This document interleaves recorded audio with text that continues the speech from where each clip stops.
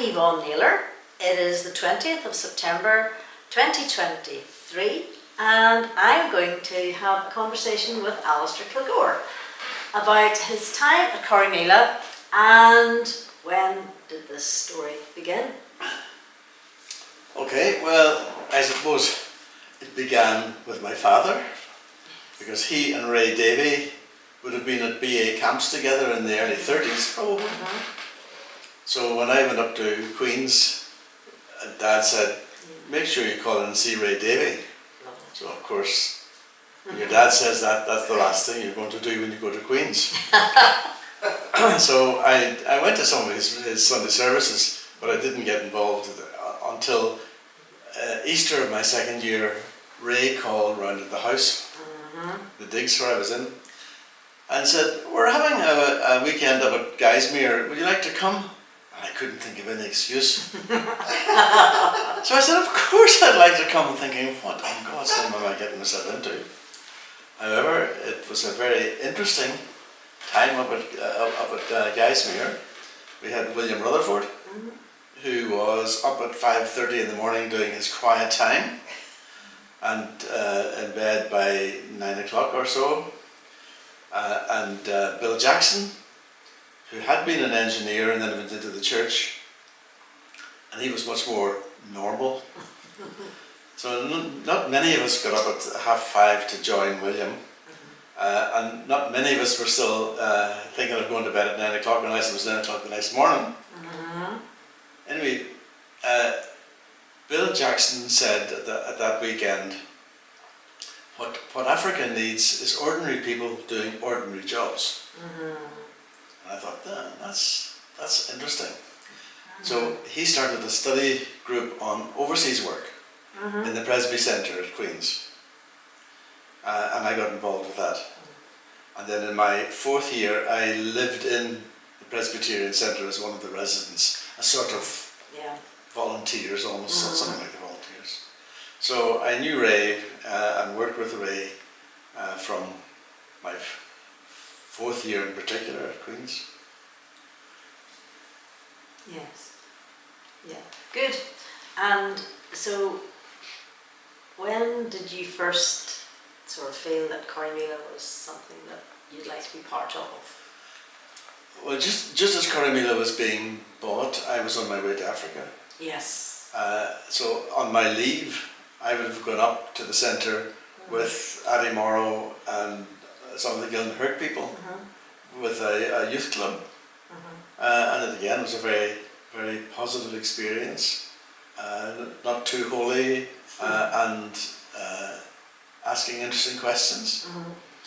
So then when eventually in 1974, when we returned from Africa, first of all we were living at the farm with Addie and Nancy in the farmhouse where they had the cell group, so we naturally just slotted into the cell group. We would have done it anyway because we were. It was the way we were thinking that similar to Corrymeela's. So very quickly we got quite involved. Good. So was it family weeks you were involved in? Because you had children then. Yeah. Yeah. I can't remember the exact order. I would have taken some of my Ashfield boys up to the centre. Right. With Carmel Heaney first of all. Yes. And then later on with Elizabeth McAllister. Right. So we worked Protestant boys and Catholic girls on the understanding that their hormones would bring them together and their differences would keep them far enough apart. Yes. And we had really interesting chats. We didn't set the agenda. We asked the kids what they wanted to talk about, and the only conditions we set was, if you speak to the other side, you must listen to their side as well. That was all. And often at the end, when I was trying to drive the bus home after 2 or 3 nights, the boys would be saying, Sir, they're just like us. And that was Ray's. We are all the same. Yes, that's right. So that was hugely important then for me that that they understood that they weren't actually any different from their Catholic friends or their Catholic enemies as they would have been beforehand.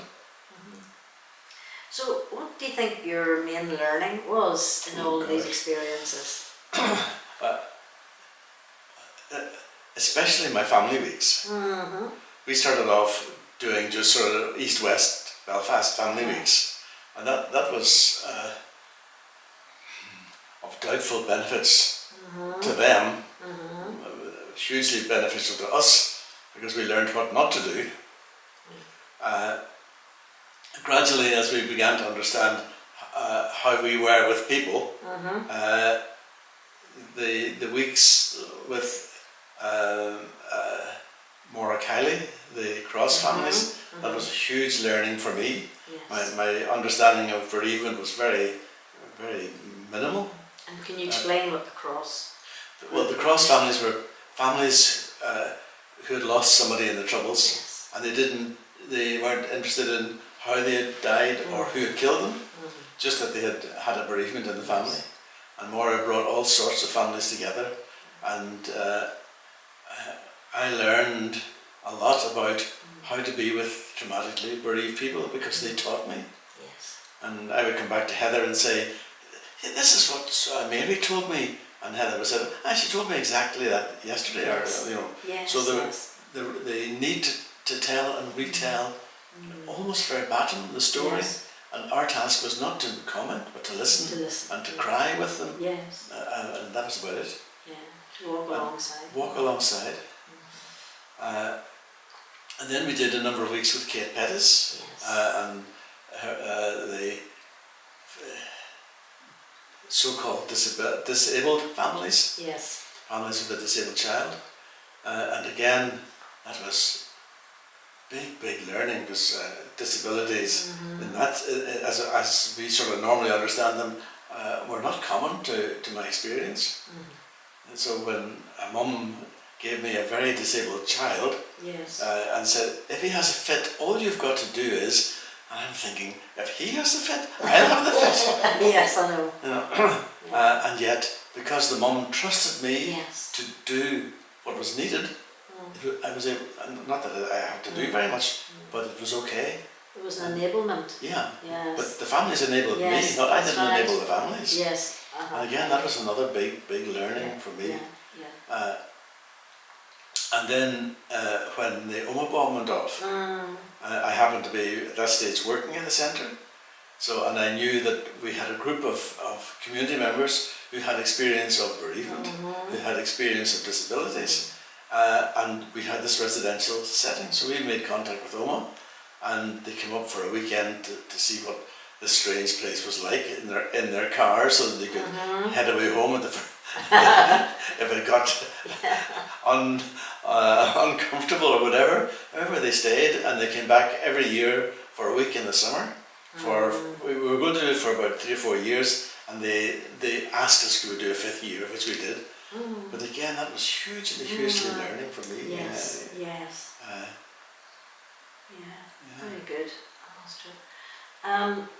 And was there much learning? You talked about your own learning about relationships as well. Oh, it's all that's all that you learn. Yeah.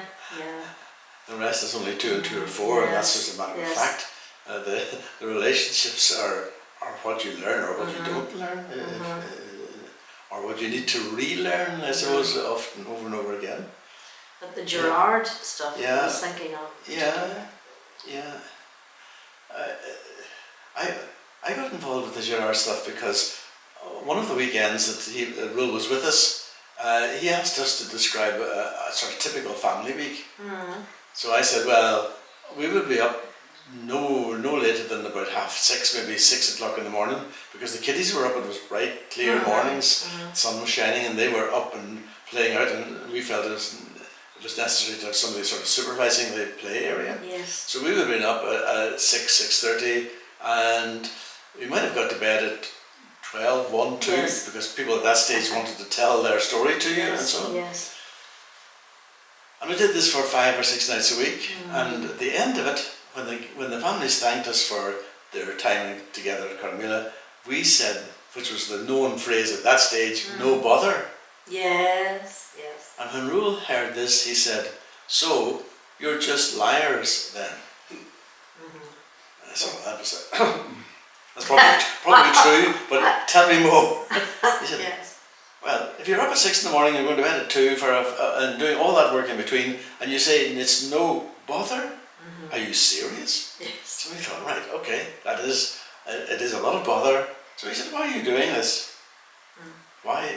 And then it became clear to me and mostly to us that we were doing it because of our needs and our learnings. Yes. And if the family's got something out of it, that was a bonus. Yes. But what we were getting was we were getting a new experience, a new learning. So subsequent family weeks at the end, when they said thank you, we said, listen, thank you, this is what we have learned. Yes. This is what I have learned. Yes. And the atmosphere at the end Yes. was totally different from the earlier family weeks. Yes. It was just, there was no need for follow-up, get-togethers or anything else. It was complete, it was enough. Yes. Yes. And Yes. so that was huge. That was again very important for me. But like what Heather was talking about helping, Yeah. and that Yeah. this Exactly. idea of help, and Yeah. who are the helpers and who are Yes. the helped, Yes. and the importance of Yeah. understanding that that's each other through the relationship. Very good. Were there any things that you maybe were unhappy about? Your time at Corrymeela? Yes. There's lots of things that I blush Yes. and cringe when I think of what I did and how I was doing it. I would probably prefer not to list them. We'd be here all night. But Yeah. no. Or even what you're thinking, maybe mistakes Corrymeela made, not so much yourself, but directions that maybe the community went that you would have preferred another direction, or was there any of them? No, I'm not so sure about that. No. It was more personal Yes. mistakes and Yes. errors of judgment, and allowing myself to be the bouncer or the doorman to keep Mother Teresa safe when she was trying to get her lunch. Yes. And having to deal with people coming saying, I've got a £1,000 cheque for her and I need to get my photograph taken with her. And, well, I've got a £2,000 cheque. Well, I've got a £5,000 cheque. Yes. And there was me standing on the outside of the old building, trying to see, what do I do with this? Yes. So trying to remain somewhat open to the possibility that 5,000 is better than 1,000, and yet I've no idea whether it was better or not. No. Because the people who gave the 1,000 might have been a much more generous gift. So, hugely difficult. Trying to keep people happy. So you've mentioned Mother Teresa. Been a lot of visitors come to Corrymeela over the years. Yes. Are there any that really for you were memorable? Oh gosh, lots and Yes. lots. Yes. One of the most memorable that I still hold very close to my being is when Colin and I ran the conference on who has the right to be called a victim. Right. And we had the UDA and the UVF, Yes. the provisionals and the INLA. We had ordinary civilians like Maura Kiley and Edmund, and we had police officers and their wives. And at the end of the conference, the unanimous agreement from the conference was, we are all the same. Yes. We are both persecutor and victim. Yes. Yes. Yes. Because the people who had actually pulled the trigger knew that if they had been in a slightly different position, they wouldn't have pulled the trigger. Yes. Yes. And good people like middle class, ordinary, decent folks who didn't make any changes to the inequalities of Northern Ireland were guilty. And in the biblical sense, guilty of murder. Yes. Because we hated our brothers without a cause. That's right. Yeah. That was hugely. I still have a very, very vivid memory of that final plenary session. Yes. Lovely, lovely, Alistair. So for you, could you say in a sentence or even 2 sentences what reconciliation means for you?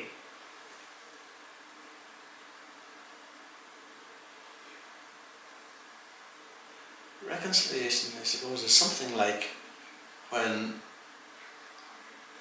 the hurt that I have caused other people and the hurt that other people have caused me is there, but it doesn't have any power anymore. Okay. So in a sense, I'm free of whatever the hurt was, Yes. whatever the pain was, knowing that I'm in the middle of it. I'm not an innocent party. And yeah, reconciliation from, I suppose, is again something like where people talk about Corrymeela is very full of good people. Yes. And I cringe and say, no, it is not. It is full of ordinary people. It may be that we've done some things that you think are good. We probably have done a lot more which you don't even know about, which are not so good. Yes. So we are ordinary people doing ordinary tasks, which takes me right back Yes. to the first weekend that I had with Ray at Casimir. Very good. Very good. Thank you very much, Alistair. You're very welcome. Enjoyed your story.